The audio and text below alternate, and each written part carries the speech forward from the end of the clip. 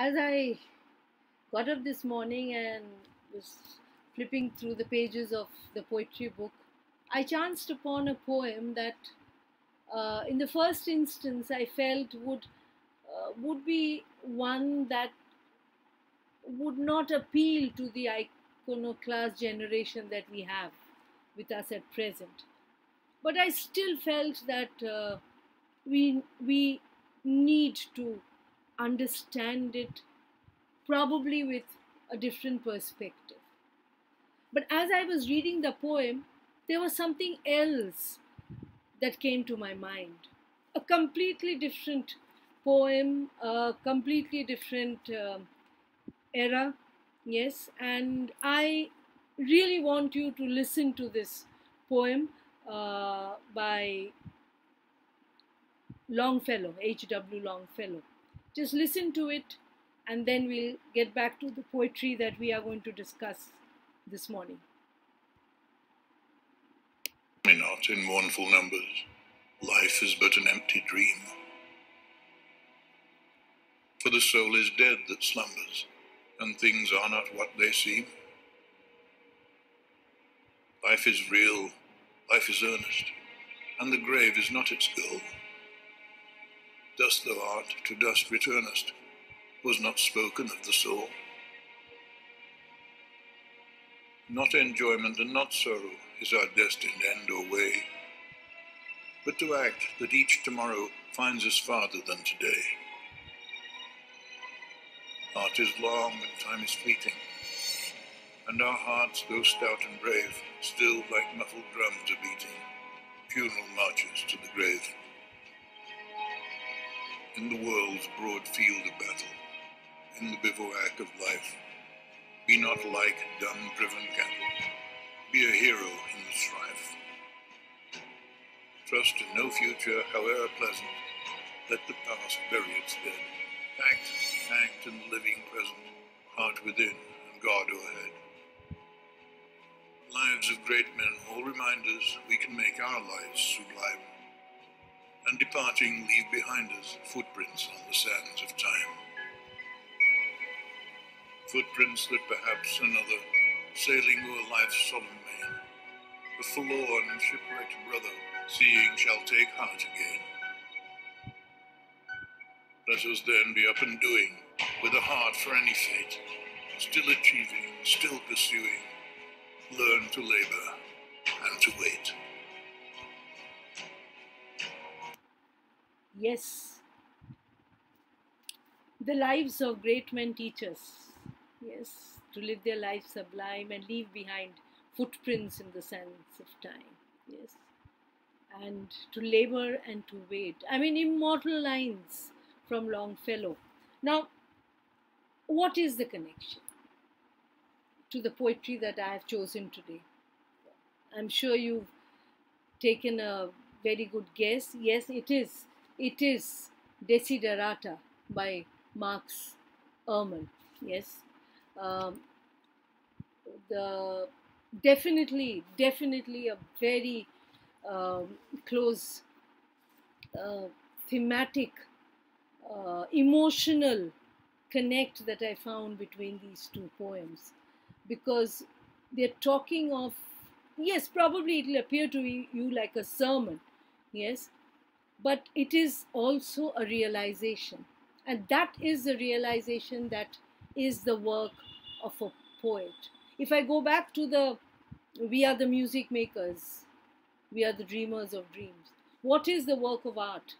To help man to realize, to help man to see probably a perspective that is hidden from our view. Because you have to remember that people who are different, thoughts that are different, uh, ideas that are very different from ours can also be right. Yes. So we have to learn to be magnanimous. We have to learn to be kind. We have to learn to be open-minded and open-hearted, and probably that is so much more important in our present world that we live in. which makes Desiderata a very topical poem, right? So before we go on to the poem, Max Ehrmann, he was this poem is written as given in your text in around 1927. He was a German immigrant, and his mother instilled his love for literature from a very young age. Though he worked with law, and he actually was an advocate, working with a lot of legal papers, etc., etc. But at the age of 40, he suddenly decided to give up all his this kind of professional work and dedicate himself to literature. So very late in life, and everything for him happened very late. He did not get any recognition for the poem that he wrote. It was only after his death, very posthumously, that this poem Desiderata has found its place in our anthology of poetry. And people do, if you look around, you will find there have been numerous recitations of it. Even on YouTube you can find them, right? So it is generally believed, I don't know how far it is true because I have not seen it, but I read that it's on a this poem is written on a parchment paper, and it was found in the old St. Paul's Church in Baltimore as early as in the 17th century. Now, honestly, that has to be uh, something that cannot be true. But as I was researching on this, I came across this fact. So, in case you see it, please take it with a pinch of salt. Many websites will claim it, but not very true. Okay, now when you see a poem like Desiderata, like as a title, you immediately wonder what language it is. Yes, it is Latin. Desiderata is the plural form of the word desideratum. Yes, desideratum is singular. Our desired thing is desideratum, and when you desire a lot, it is desiderata. When you wish to have it, when you wish to have a lot of things, that's a wish, a desire. Yes. um, it's not probably not a need, but something that you hope to have. So desiderata, yes. You might find some people calling it desiderata or whatever, but if you go into the actual Latin pronunciation, as best as we can, we'll call it desiderata, right? So as you know by now, my usual technique is, please take a pencil, number the lines. There are 8 stanzas, as you can see. Very uneven numbering on each stanza. The first is 1 to 8, the second is 9 to 14. Please number it. Third is 15 to 21. Fourth is 22 to 26. So you see only a 4-line stanza. That's the first, second, third, fourth. Fifth is 27 to 33. The sixth is 34 to 38. The seventh again is a 4-line stanza, 39 to 42. And the last one also a 4-line stanza. So you have uneven lines between 7 and 4 and 8 and 6, random. There is no set pattern to it. So what is a genre then? It is a prose poem, right? It reads like prose. It's a verse that reads like prose. That's a prose poem. Like if you go to the church, or you go to a temple, or you go to the mosque or gurudwara, you have the priest chanting the lines, like the kind of a sermonizing. You at times you feel it's poetry, at times you feel it's prose. So we will read this poem accordingly, right? So I'm not going to read through the whole poem. I'll just start off with the first stanza. Please remember, read it with an open mind, right? And I would like you to look at it as something beyond just your ISC, part of your ISC syllabus. Read it as you would read something that probably would affect your life in some way. Who knows, right? Open minded, very important. All right, so we begin with the first stanza. Go placidly amid the noise and haste, and remember what peace there may be in silence. As far as possible, without surrender, be on good terms with all persons. Speak your truth quietly and clearly, and listen to others, even to the dull and ignorant. They too have their story. So, what is the overriding thought in the opening stanza? Be magnanimous, be open minded. Yes. There is a quality which we should all cherish, and that is being benevolent and kind to others. So, go placidly amid the noise and haste, yes, and uh, and remember what peace there may be in silence. So, go placidly, be silent, be quiet, uh, you know, curl up within yourself.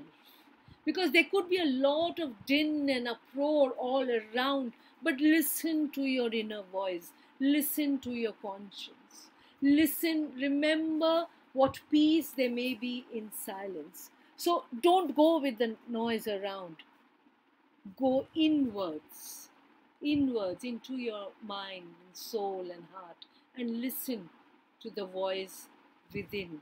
Because what is it telling you? As far as possible, without surrender, be on good terms with all persons. Speak your truth quietly and clearly, yes? And listen to others, even to the dull and ignorant, they too have their story, yes? So, uh, without surrender, don't compromise. Do not compromise on your own principles, yes? Uh, but you should be on good terms with everyone around, yes? Everyone has his or her unique capabilities, yes? You must recognize it, you must accept it, yes? So what you do is you must be truthful, because each person has its his or her set goal. Each one is working and walking along the path of they believe is true. So you walk your own path, but please listen to the others around, because every person, however uh, uh, powerful, however uh, rich, however famous, however unimportant, however poor, however forgotten, they have their story. Each one has a struggle, each one has his own thoughts, his or her own thoughts, which we should listen to and not brush aside. So, open your hearts out. That is what here the poet is highlighting. Yes? Okay, we move on to the next. Avoid loud and aggressive persons. They are vexatious to the spirit. If you compare yourself with others, you may become vain or bitter. For always there will be greater and lesser persons than yourself. Enjoy your achievements as well as your plans. So what is he saying? You will have people around who will always force you to listen to them. They will try to grab your attention all the time. You will have those people who are the controlling kind around. Yes, you will have such people. Yes, they are not good for one's soul. They are not good for one's thoughts. So avoid quietly. Don't go into a fight. That's not what the poet wants. But very quietly, yes, avoid them. Listen to them and move away. Don't pay heed. Yes. If you compare yourselves with others, you may become vain or bitter. Yes. If you compare yourselves with others, you may become vain or bitter. Don't compare yourselves with anybody but your own self. This is what I can achieve, and this is what I will strive towards. Not that this is what A has achieved, so I must achieve. This is what B has got, so I must get it. This is where C is going, so I must go there. No. I will go where I think my path is made. I will achieve whatever I think I'm best uh, skilled to achieve. Yes. So don't compare, because either we'll fall short, or we will, what will we do? We will pride ourselves. Yes. So don't do that. Enjoy whatever you are doing. Don't try to show yourself greater than, or wallow in self-pity by seeing yourself falling short of somebody else's expectations. Don't. Make your own, set your own goals, smart goals, measurable, achievable, realistic goals, and work towards it. Because there are two things that you need to do. Enjoy setting your goals. Yes, I've just told you about the smart goals. Enjoy setting your goals, because you're going to set goals according to what you enjoy doing and what you know you can achieve. So set your goals accordingly and enjoy that setting. And also, finally, when you reach your goal, you will enjoy the achievement. So enjoy your achievements as well as your plans. Don't just sit back and dream about your achievements. Dream about, all that you have uh, you have been granted. Don't count your chickens before they are hatched. Don't. It's a two-pronged process. Enjoy each moment of making your entire life plan as to how your path opens out. Each step of your move upwards towards your goal should be enjoyed. And that is what the poet is highlighting in the second stanza. Yes. So polish your spirit. Yes, your spirit should be polished. It's not just emotion, it's a blend of being rational and emotion. So that blend is what we need here, and that is what the poet harps about all through the poem. Yes. Let's move to the third stanza. Yes. Uh, the Keep interested in your own career, however humble. It is a real possession in the changing fortunes of time. Exercise caution in your business affairs, for the world is full of trickery. But let this not blind you to what virtue there is. Many persons strive for high ideals, and everywhere life is full of heroism. Yes.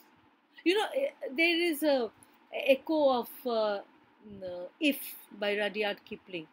If you've read the poem, yes, pun unintended, yes, uh, there is treat triumph and disaster as the same, yes, that is very important, yes.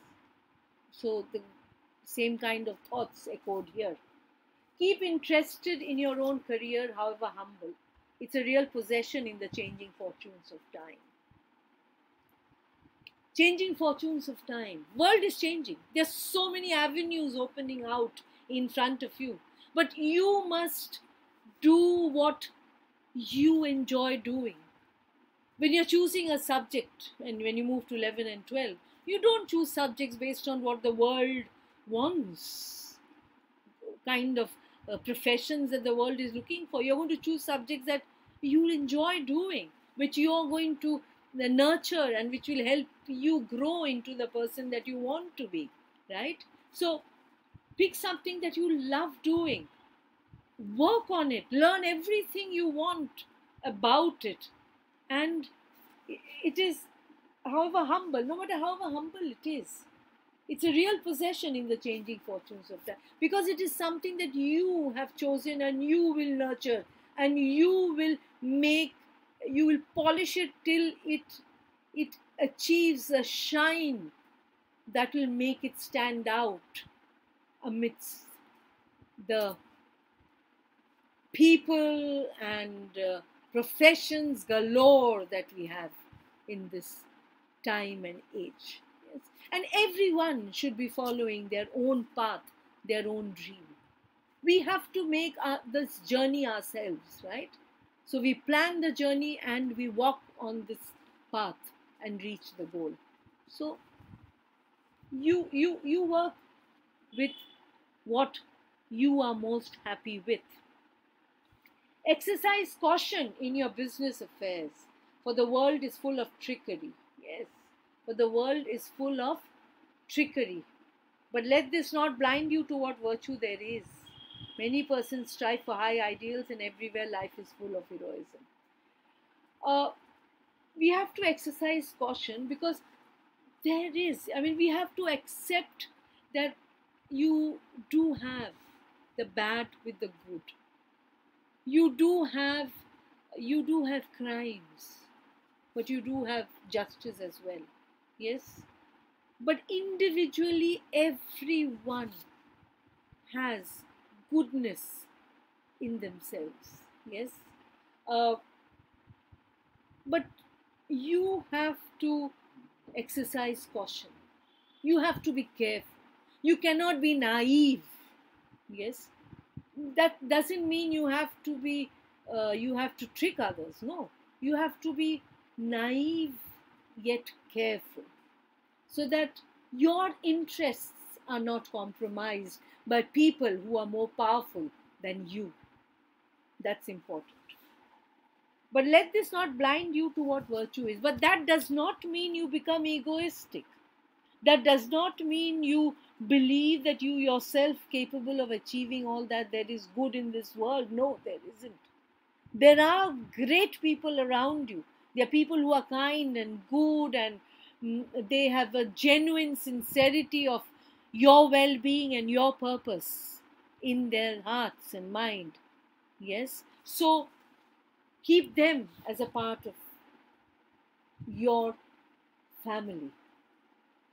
Many persons strive for high ideals, and everywhere life is full of heroism. You will find little heroes around. At this point in time, when we are reading our newspapers, we are looking at you know COVID warriors. We are looking at an ambulance driver. We are looking at one ordinary nurse. We are looking at the police inspector standing, doing his duty. We are looking at the doctors.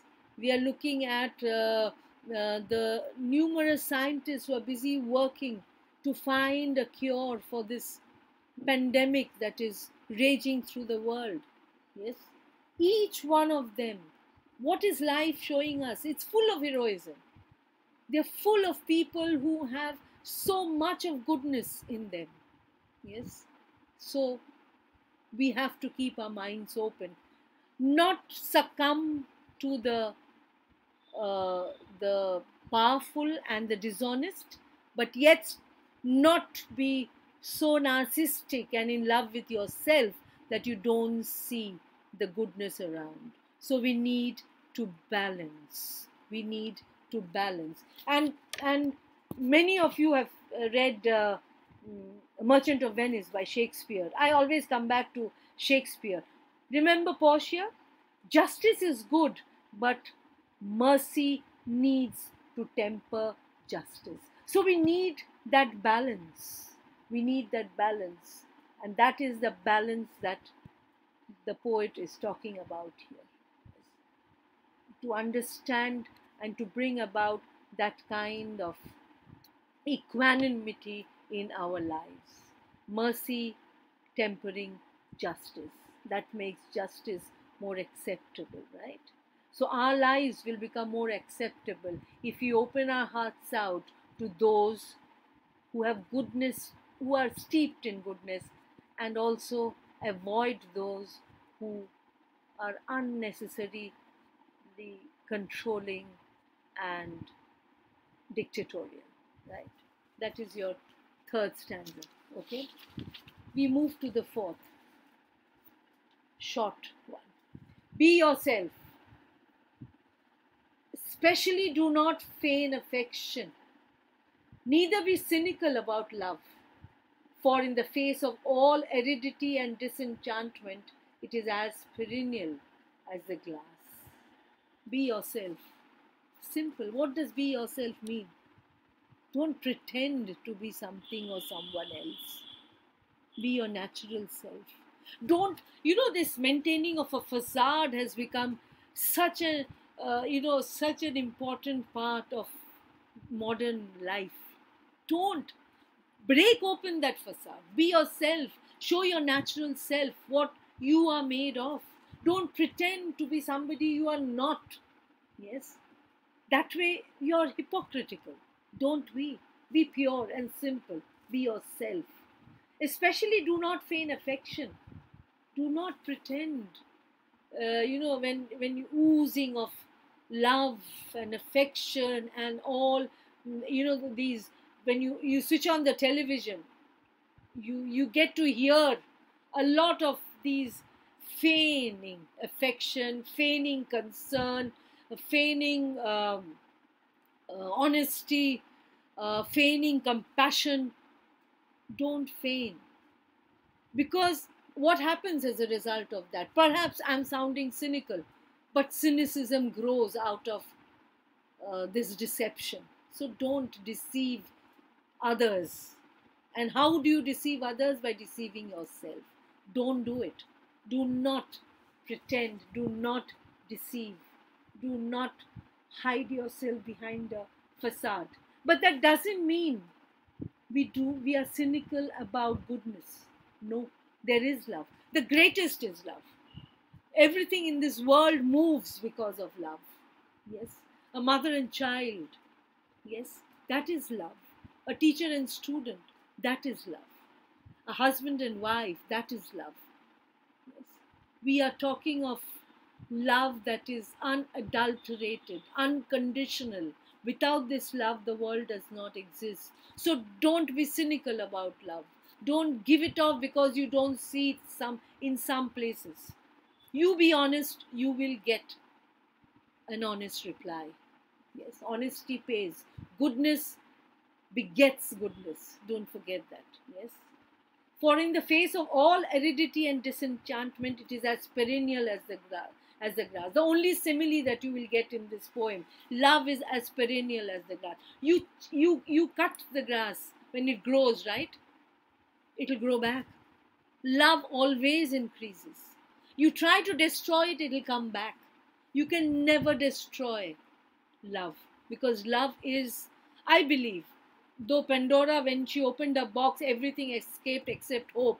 I believe that hope, within that hope, the greatest emotion is love, because it's only love that brings hope. So love is as perennial. It is something, it is an emotion that is going to be an integral part of your life. Do not give up on love, because if you give up on love, believe you me, you have given up on yourself, and you cannot be yourself then. And sounds good? It is important. I know, like I began by saying that some of you might wonder, what is this sermonizing? Like I said, an iconoclast generation that we have here. But it is true. If you look around, there's so much of pain, so much of anguish, so much of agony, so much of deception, despair. What is the greatest? What did Mother Teresa say? The greatest is love. Right? So, beautiful note for us to end for today. I do have 4 more stanzas left. So I would leave with saying that be yourself and let love reign supreme. Stay safe till the next time. Love you all.